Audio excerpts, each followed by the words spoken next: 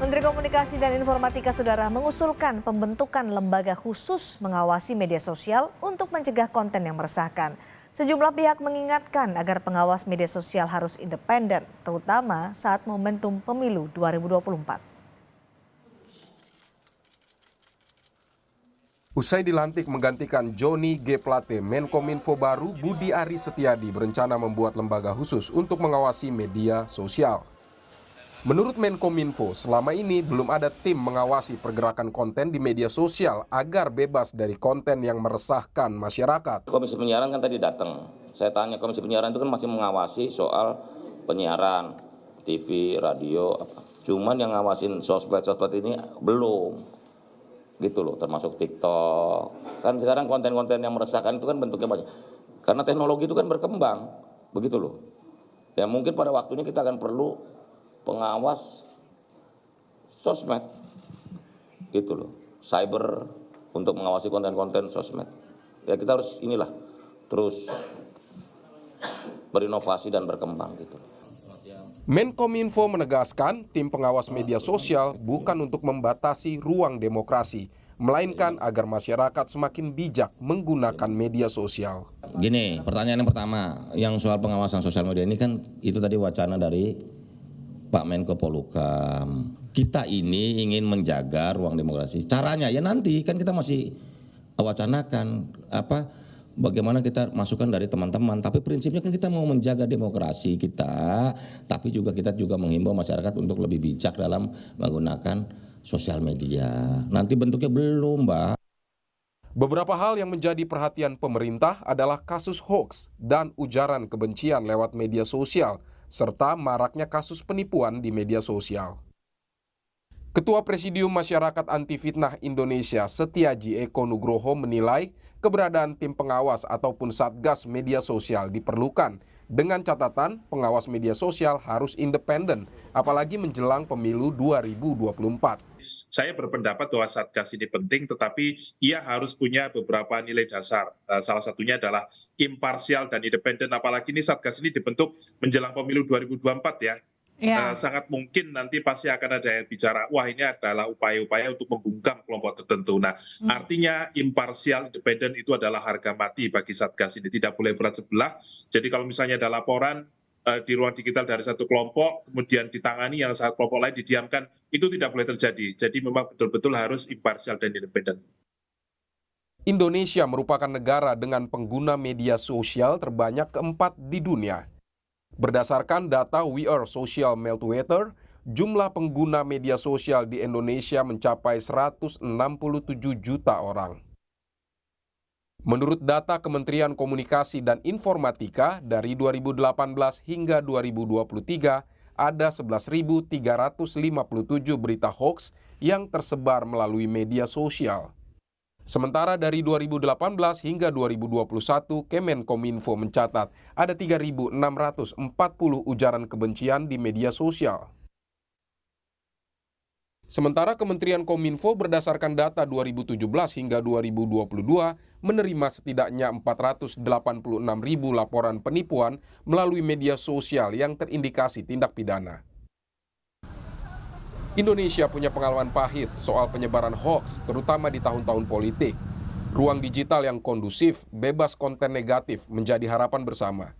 Namun, kehadiran tim pengawas media sosial jangan sampai membatasi hak berekspresi selama publik mengisi dunia maya dengan konten positif.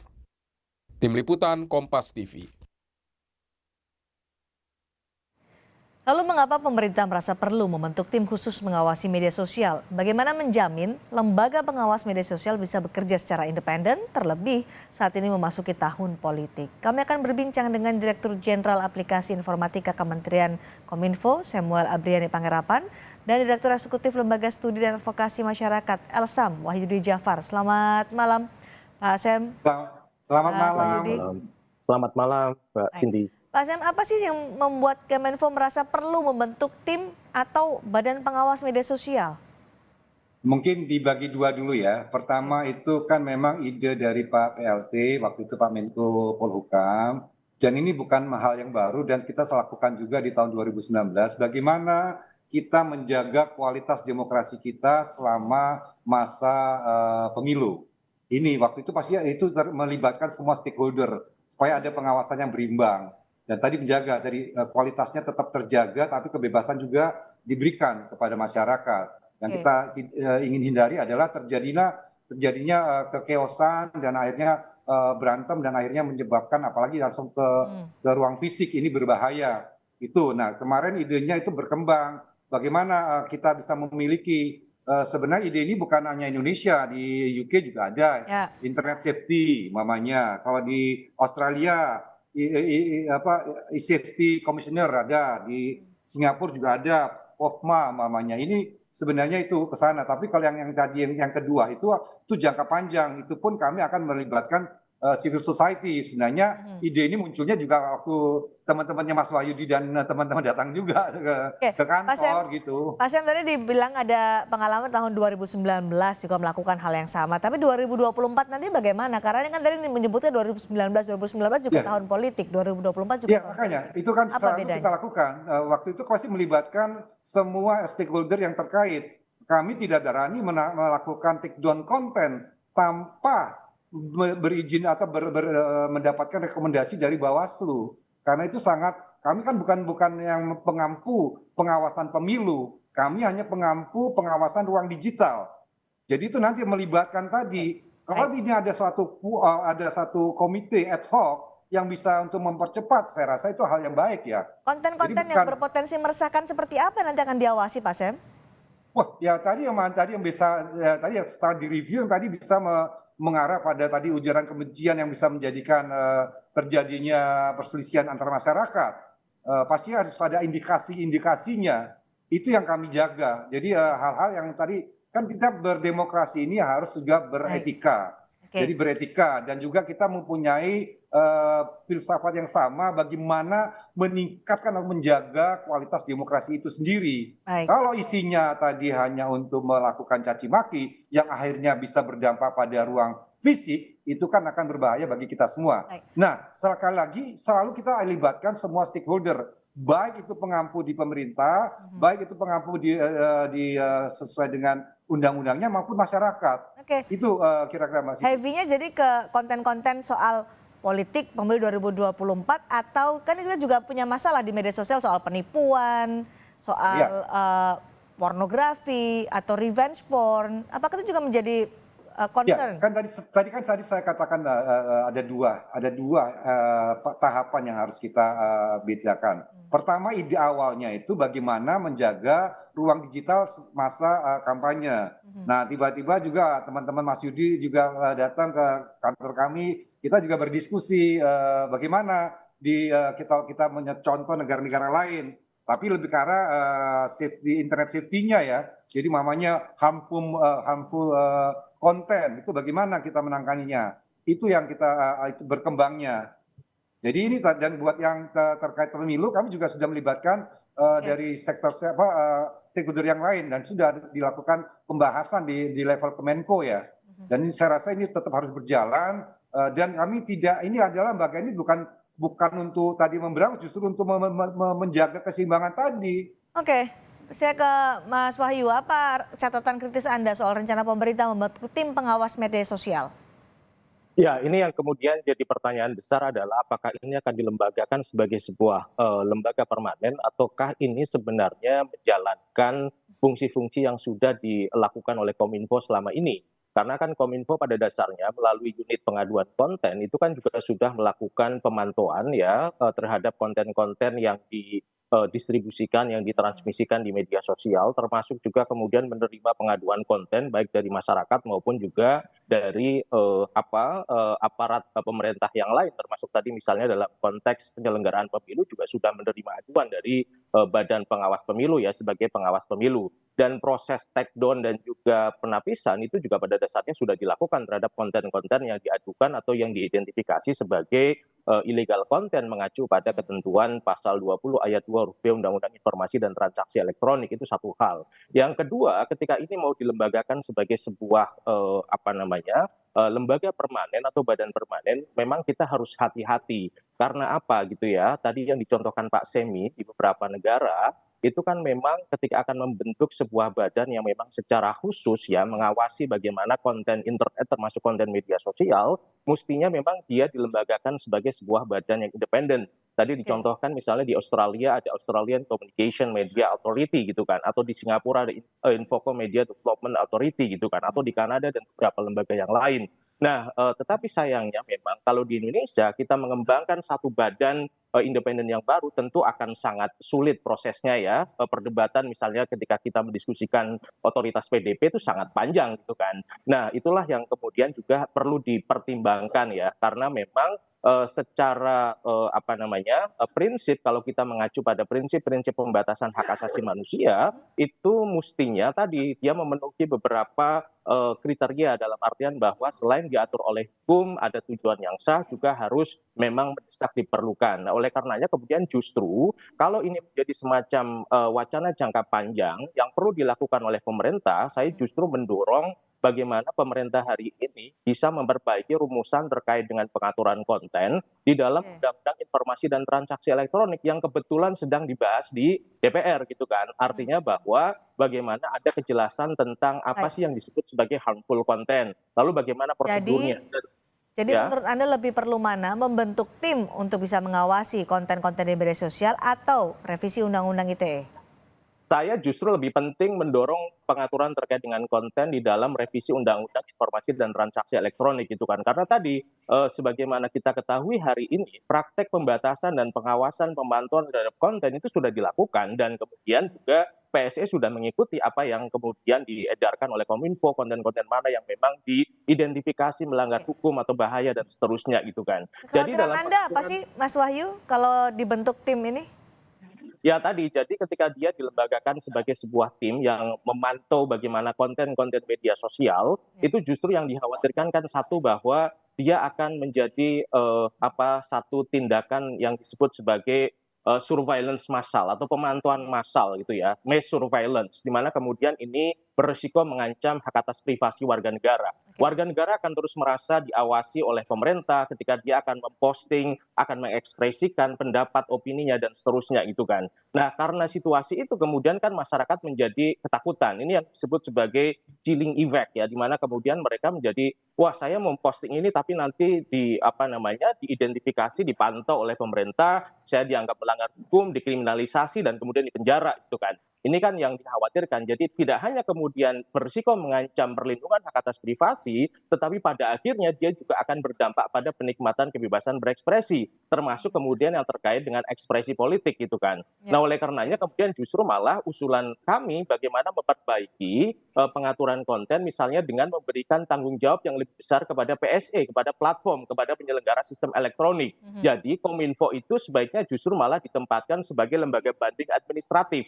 Jadi misalnya nih ada masyarakat mengadu atau komplain kepada platform dan kemudian menganggap bahwa platform tidak memberikan respon dengan baik atau Oke. kemudian misalnya aduannya tidak ditindaklanjuti oleh platform atau tidak Baik. di-take down oleh platform, masyarakat bisa komplain atau bisa banding ke Kominfo. Kominfo mengeluarkan keputusan dan Oke. kemudian keputusan itu bisa diuji di pengadilan. Artinya Karena tidak memang turun langsung begitu ya, tapi serahkan selalu kepada oversight di PSE. situ. Oke. Betul. Bagaimana Pak saya menjawab kekhawatiran dari Mas Wahyu? Sebenarnya kami sudah melakukan saat ini kan memang tadi seperti dikatakan Mas Wahyudi bahwa kami sudah merevisi dan ini masih berlangsung dengan DPR, ada beberapa opsinya, ada beberapa topik yang kami masih bahas dan contohnya mamanya bagaimana menyelaraskan norma-norma pidana dengan yang ada di KUHP yang baru, itu juga kita selaraskan dan kita samakan. Dan juga kita di revisi undang-undang ini kita juga sedang membahas bagaimana memberikan perlindungan kepada anak yang sedang melakukan kegiatan atau beraktivitas di ruang digital. Itu juga ada. Nah, tapi kan tadi sekali lagi ini kan wacana bentuknya. Tadi saya katakan, tadi wacana ini bukan wacana, sebenarnya yang kita lakukan untuk pengawasan pemilu. Itu sudah berjalan dari dari tiap kali pemilu kita sudah lakukan. Nah, tadi ini ingin diwacanakan bagaimana kalau lebih luas. Yaitu opsinya banyak. Kalau memang nanti kita cukup dengan memperbaiki atau memberikan ketentuan di undang-undangnya lebih jelas, akhirnya bisa dipenuhi secara algoritma oleh oleh platform, wah saya lebih Ya. senang, kerjaan saya lebih ringan. Baik. Tapi tadi disebutkan ada kekhawatiran bahwa akan membatasi bagaimana ekspresi warganet di media sosial. Apapun itu, mereka akan merasa ada intervensi negara dalam privasi mereka bermedia sosial. Gini, untuk melakukan take down sebuah konten, Mas Wahyudi tahu sekali, itu saya tuh harus membuktikan kepada platform bahwa konten ini benar-benar melanggar undang-undangnya. Undang-undang apa yang dilanggar? Kalau dia video pada detik keberapa itu bisa dianggap sebagai melanggar. Apabila pemerintah itu mengabuse kewenangannya, platform itu bisa melaporkan kepada lembaga internasional yang akhirnya akan menurunkan indeks kebebasan berekspresi kita dan juga indeks demokrasi kita. Dan itu tidak ingin kita lakukan. Jadi benar-benar harus ada. Kalau tidak pun si platform bisa menolak kok. Oke. Dia punya masa untuk ini kayaknya belum melanggar deh, umpamanya. Nah itu harus terjadi dialogis dan kita kalau kita bilang enggak ini melanggar, ya mereka harus menjalankan dulu dan itu bisa dikenakan sanksi. Yang sanksinya juga akan kami sedang dalam proses, nantinya sanksinya akan kita kenakan pada platform yang tidak mengindahkan permintaan kita yang legit, Oke. yang melanggar benar-benar melanggar peraturan perundang-undangan. Baik, Mas Wahyu, soal menuju ke jelang pemilu 2024 dengan adanya pengawas medsos ini, kalau Pak Semi kan menyatakan ini bukan barang baru, 2019 juga pernah kita lakukan. Ada kekhawatiran bahwa tim pengawas medsos tidak independen nanti menjelang pemilu 2024. Anda melihat kekhawatirannya juga beralasan? Ya, pasti begitu ya, karena kan selama ini seringkali kalau kita melihat atau membaca misalnya laporan transparansi yang dirilis oleh beberapa platform gitu ya, terkait dengan permintaan take down atau permintaan pemblokiran konten atau penapisan konten, itu kan banyak sekali permintaan-permintaan yang terkait dengan konten politik gitu kan. Dan kebetulan yang mengajukan permintaan itu adalah pemerintah gitu kan. Ini yang kemudian kan selalu menjadi pertanyaan besar di masyarakat gitu kan. Nah, oleh karenanya kan kemudian independensi dari badan yang melakukan tindakan pemantauan dan pengawasan terhadap konten media sosial itu menjadi sangat-sangat penting gitu kan. Ya. Bahkan kalau kita baca beberapa standar gitu kan yang berlaku di banyak negara atau diterapkan secara global kan itu menghendaki badan ini harus terbebas dari kepentingan politik ataupun komersial. Bahasanya kira-kira begitu. Baik. Memang sayangnya sejauh ini belum ada satu standar global yang mengikat yang bisa diterapkan di seluruh negara terkait dengan pengawasan konten gitu kan. Baik. Nah ini yang mungkin perlu dirumuskan Mas- secara lebih baik melalui proses revisi Mas Wahyudi, undang-undang. kalau 2019 kan pastinya mengklaim sudah pernah dilakukan. 2019 menurut Anda, penilaian Anda soal tim pengawas ini sudahkah independen, imparsial?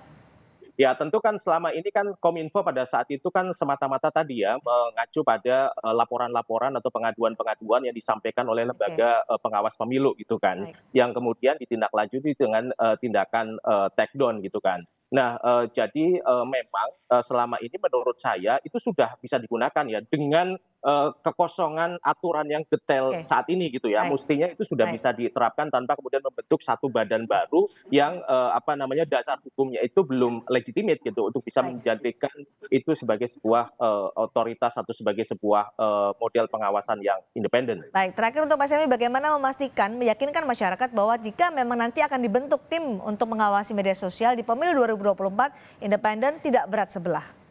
Ya pertama tadi, setiap konten yang terkait pemilu, kami tidak akan melakukan take down tanpa ada rekomendasi dari Bawaslu.